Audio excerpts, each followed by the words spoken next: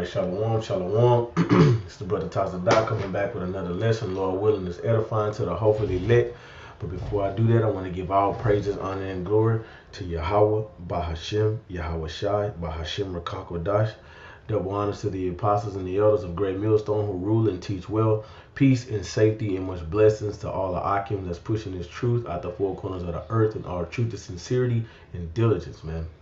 All right, man. The topic of this lesson, man, is like, fuck is wrong with Christmas, right? Because that's what 2/3 of our nation and the heathen nation, they say well, what's wrong with Christmas, okay? But the word Christmas means mass on Christ's day, okay? That's what it goes back to. But I tell you what's wrong with Christmas. Christmas is a pagan holiday, man, which goes back to heathen customs. Okay, which started in ancient Babylon with Nimrod. Okay, because Nimrod's birthday was on the 25th. Okay, that was his birthday.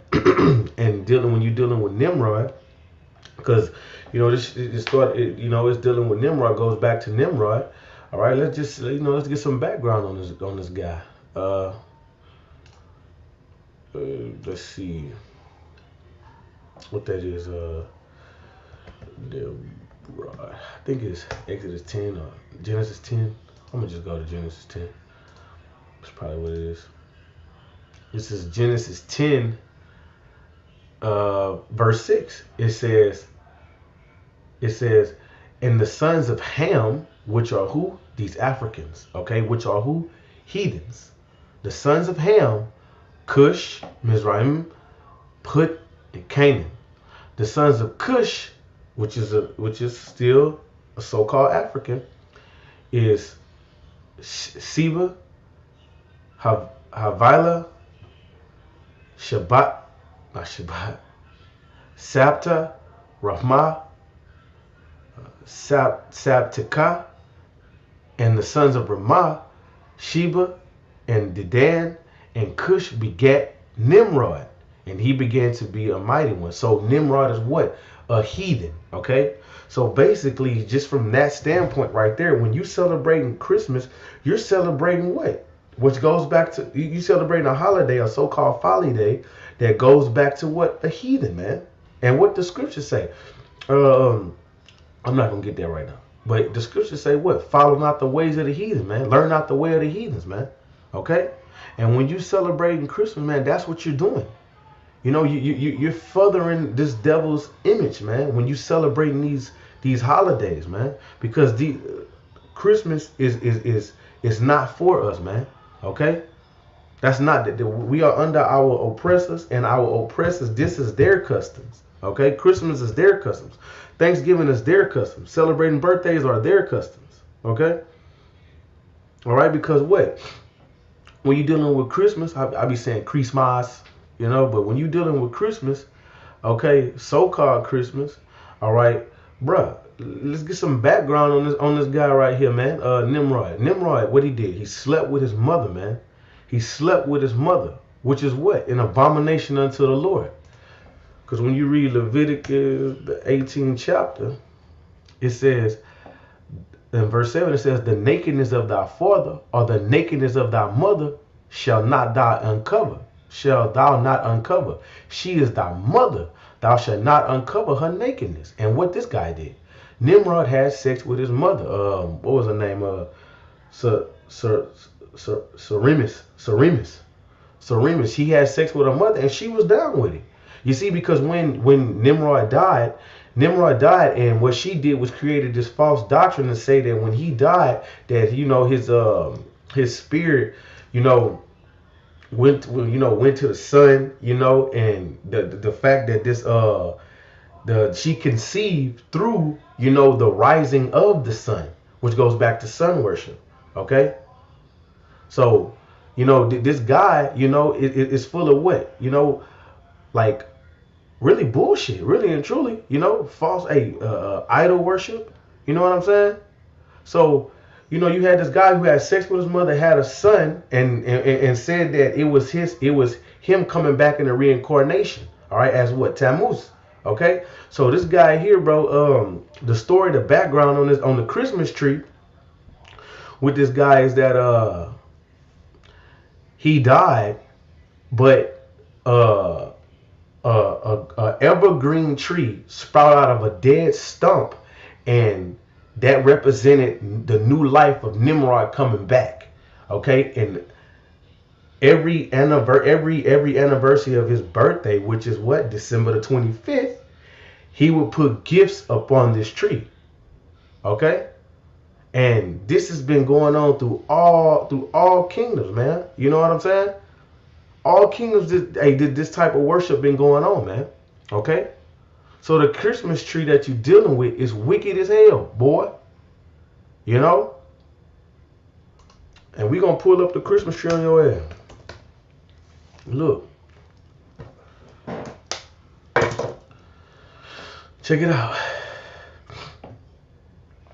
It says, this is Jeremiah 10:1. It says, hear ye the word of Yahweh speaketh unto you, O house of Israel. So he's speaking to who? The nation of Israel. Thus said Yahweh, learn not the way of the heathen, and be not dismayed at the signs of heaven. For the heathens are dismayed at them, you know, because the heathens are dismayed at the signs of heaven, man. It says, for the customs of the people are vain. For one cutteth a tree out of the forest, and worketh the hands of a workman with the axe. So that's when they go out in the field, cut down that goddamn tree, and bring back. And the trees that they would use were fir trees. Okay, that's what they would call it. No, that's what they would use. The tree, the so-called Christmas tree, was the fir trees. All right. It says they deck it with silver. Does this not sound like a Christmas tree right here, bro? Like you Christians call yourself loving the Lord, or calling, you know, whatever you're doing. How you skip over this and not know what it's talking about is beyond me. You know? It says they deck it with silver and with gold. They fasten it with nails and with hammers that it move not. You know, like at the bottom back in the day, whenever I was a heathen, you know, and following after the heathen customs, they would, you know, we would take the Christmas tree and stick it in that little thing at the bottom and screw it at the bottom. So, you know, because, you know, technology advanced, you could just screw the shit rather than taking some nails and hammering and busting it down, you know. This is a Christmas tree that the Lord is speaking against. It says, learn not the way of the heathens. And then he proceeds to tell you what he's talking about. Verse 5, they are upright as the palm tree, but speak not. They must needs be born, because they cannot go. Be not afraid of them, for they cannot do evil, neither also is it in them to do good. Okay? So, you know, these heathens, bro, you know, they customs is a curse unto us. Okay? So when you go about worshiping, or when you go about celebrating Christmas, and you take that Christmas tree, and that's the origin of the Christmas tree right there, man. Nimrod. You know, which goes back to Babylon. Okay? That so-called doctrine that's Ceramics, she said that it an evergreen tree sprouted out of a dead stump, and that's what it was. You see, all those balls that they put on the tree, man, that represents, you know, some real demonic shit, man. This guy's balls and shit, you know. You read up on the story with this guy, man. It says also that they cut his body up. Well, his body was cut up in pieces and spread out throughout his kingdom, and the only thing that was missing was his rod. You see, and that's what the Christmas tree go back to, his rod, man. Because in those times they was putting up, you know, I guess what you want to call it, pillets that looked like rods. You know, go look it up, man. Go look it up yourself. All right. So, and then another thing. It says that that I wanted to touch on. The doctrine was that she conceived through the rising of the sun, the actual sun. But we know through the scriptures that that's baloney. Okay, and baloney is an abomination too. So we know that that's baloney. Because when you go to Wisdom of Solomon, really quick. Chapter 7, verse 1, it says, I myself am a mortal man like to all, and the offspring of him that was first made of the earth. See? An offspring of him that was first made of the earth. In my mother's womb was fashioned to be flesh in the time of 10 months, being compact with blood, and the seed of man in the pleasures that came with sleep.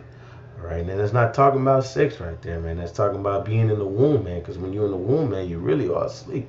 Okay? But you come out crying and whatnot.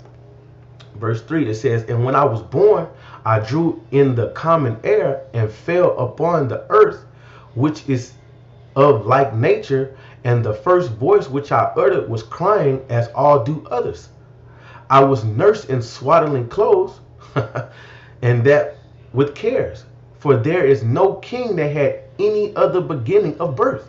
So everybody came through the act of sex, man. Okay? How did the seed get planted in a woman, man? They had to have sex, man. You didn't just have she didn't have no immaculate conception, bro, and had this baby. And that's how he tried to set himself up as to be the Messiah, and his son as to, he to be the father, and his son to be the Messiah. All right, during those times, that's what that's what was going on, man. Okay, and then then you had Ptolemy and his son, and then you had Pope Alexander VI of Rome, and then you had what's that guy name? Caesar Borgia. Okay, so you always had these idol worshiping, these guys setting themselves up to be the Messiah and the Son and whatnot, man. That's why the scriptures say there's nothing new under the sun. So when you worship after when you go after Christmas, and you put up lights, and you go to Christmas parties, and you do all these things like that, you're really going off in the eyesight of the Lord, man. That's an abomination to the Lord. Because what the Lord said, he said in Ecclesiasticus, the 15th chapter, I believe it's the 13th verse, he says, the scriptures say, the Lord hated all abomination, and they that fear the Most High love it not. You see, if you fear the Lord, you're going to hate this Christmas shit. You despise it. Like the Lord say, what did he say? I despise your feast days. You see? In the book of Amos, chapter 5. You see? Because it goes all back to what? And then you get this doctrine about Yahweh Shai. We're celebrating the birth of Jesus Christ. But our great king was not born December the 25th. And I'm going to prove it. Check it out.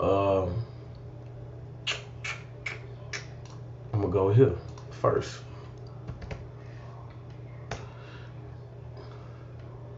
Spell that shit so wrong. This is Deuteronomy 16. Let's see something. True. This is Deuteronomy 16:1.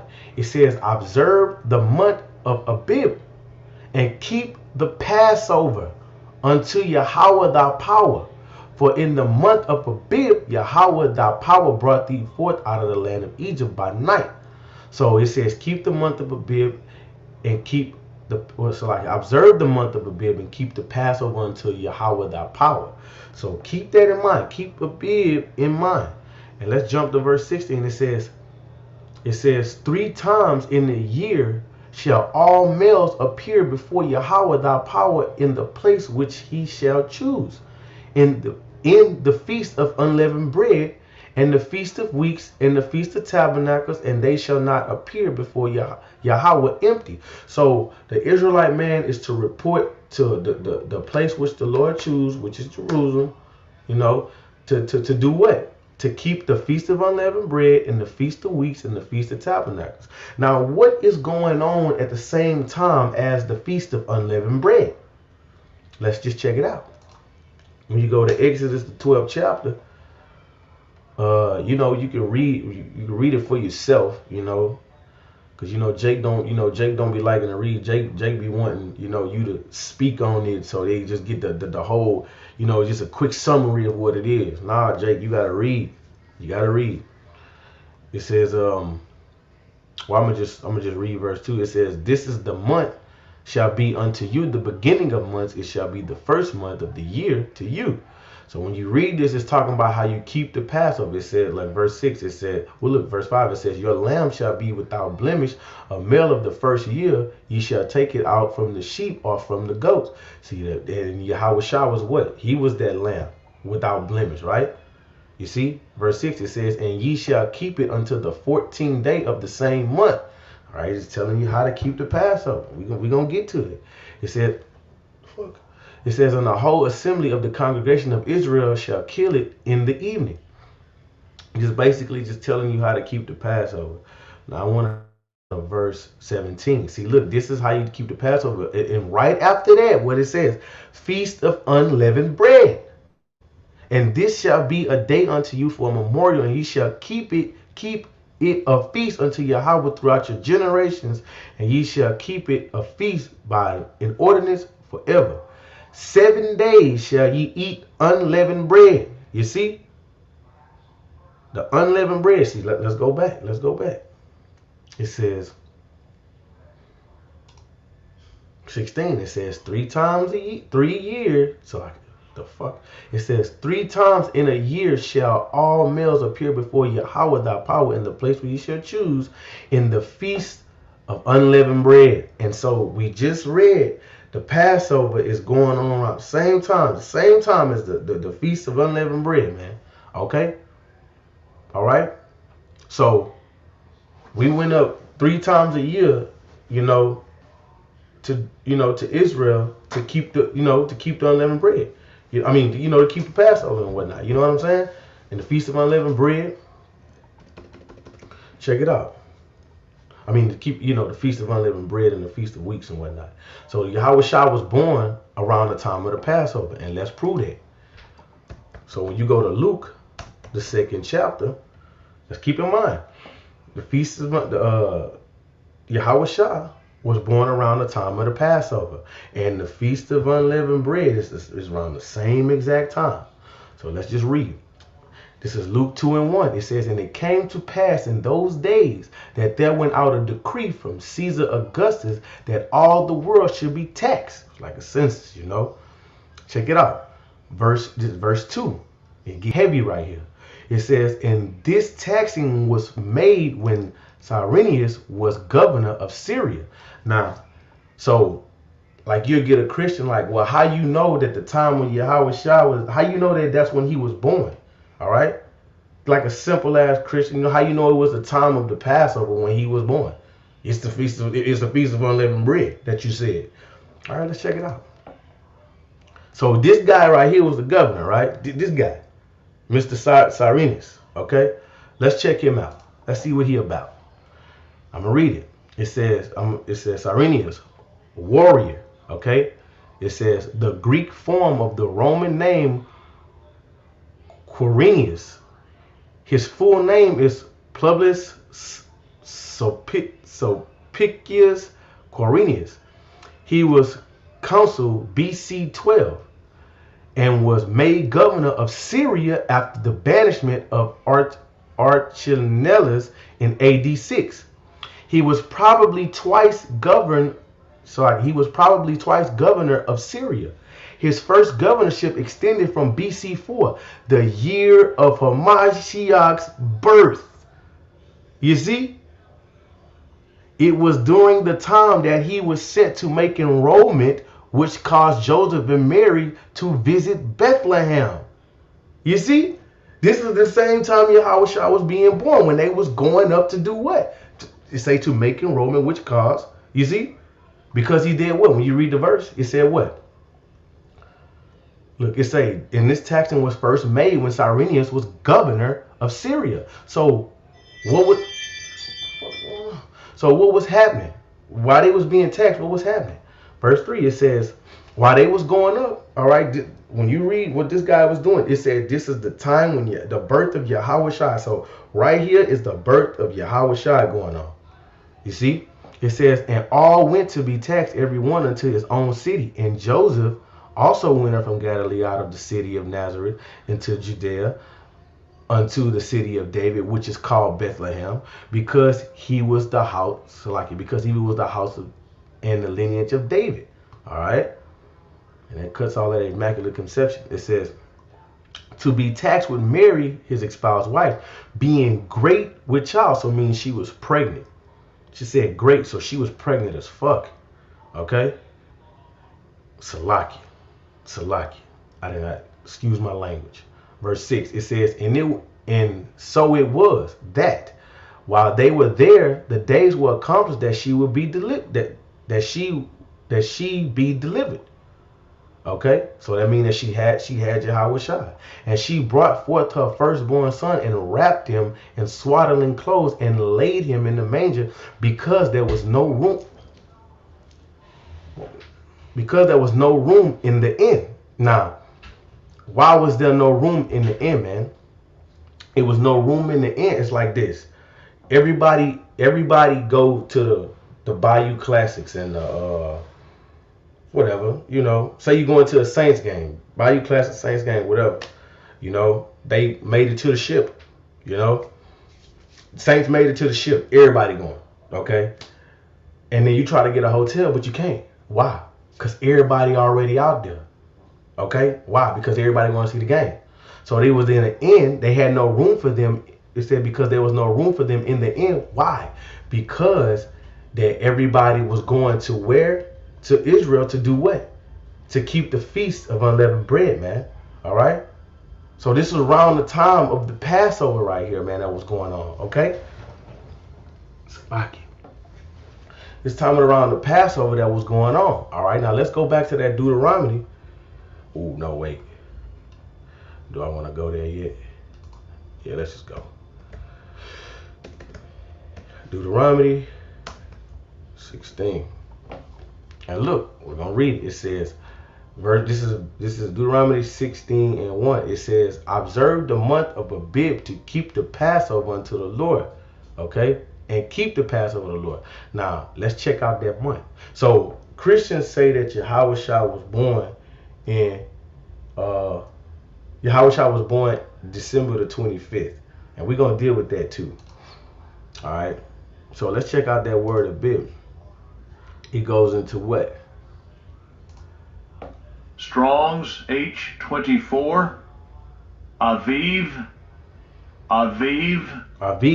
All right. It says fresh young barley ears barley, month of earing forming, of greening of crops, of growing green Abib, month of Exodus and Passover. You see? Month of Exodus and Passover. So Yahushua was born when? Around the time of the Passover. So March, April, in between there, Okay?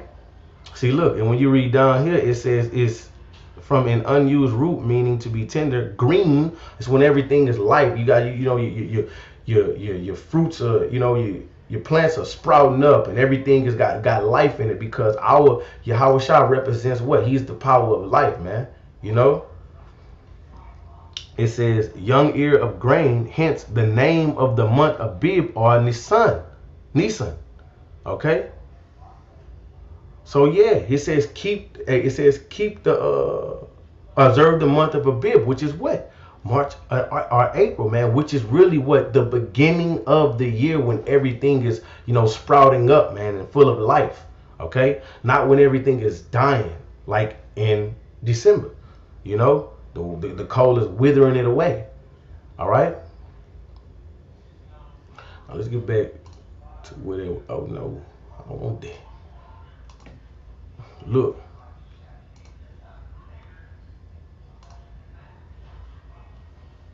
Okay. Now let's see.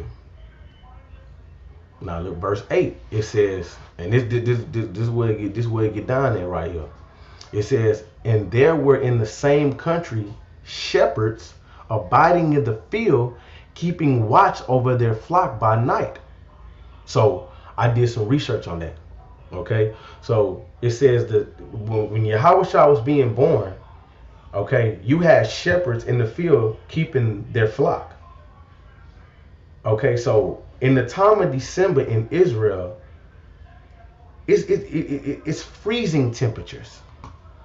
And I got that right here. Do I got that right here?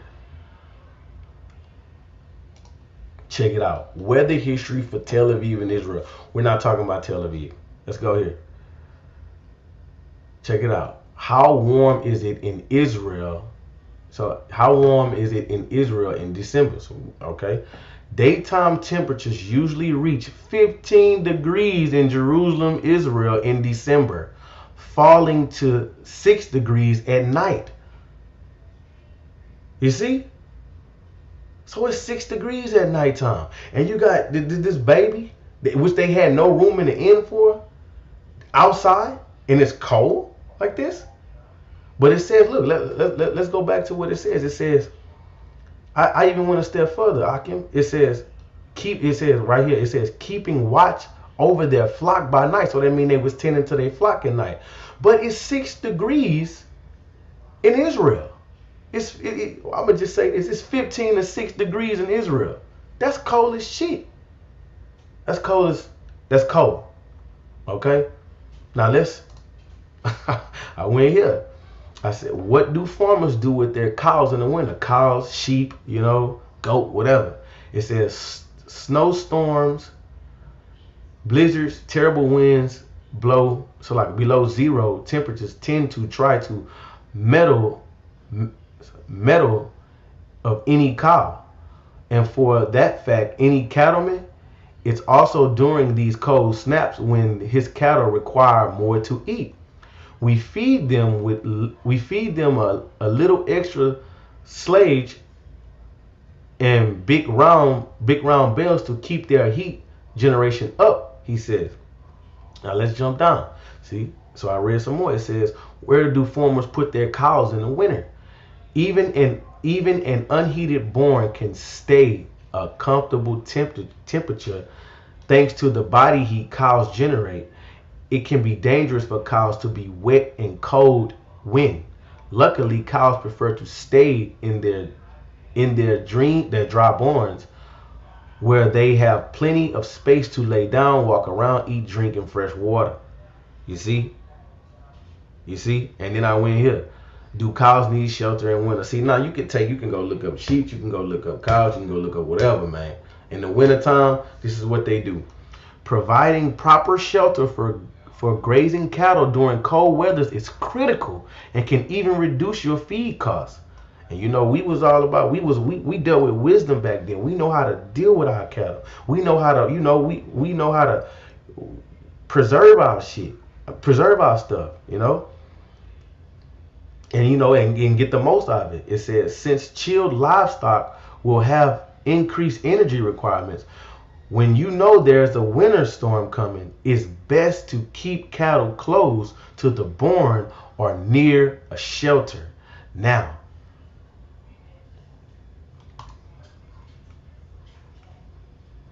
this is how cold it gets in Jerusalem, Israel in December, preferably the 25th.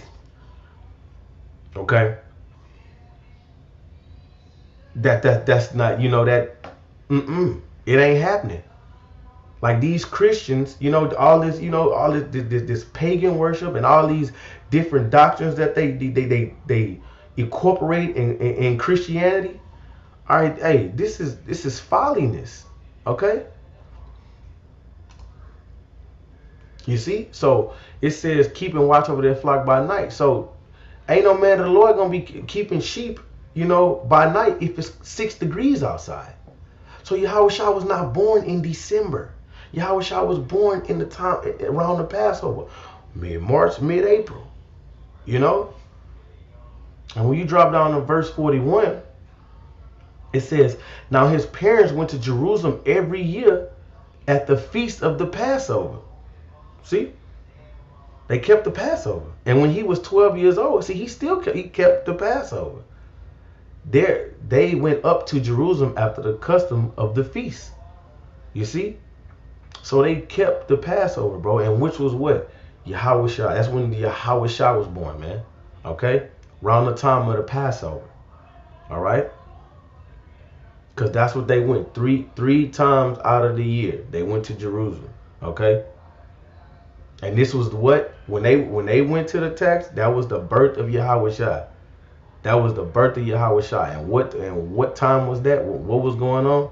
It says what? No, that's not it. Well, yeah, it says 3 times a year. Salaki. It's right up here. Salaki. Deuteronomy 16:16. I'm going to read it again. It says 3 times in a year shall all males appear before Yahweh without power in the place which ye shall choose, in the feast of unleavened bread, and in the feast of weeks, and the feast of tabernacles, and they shall not appear before Yahweh empty. Okay, so Yahweh Shah was not born on, December the 25th. Nimrod was. All right. So Christmas is false. Okay.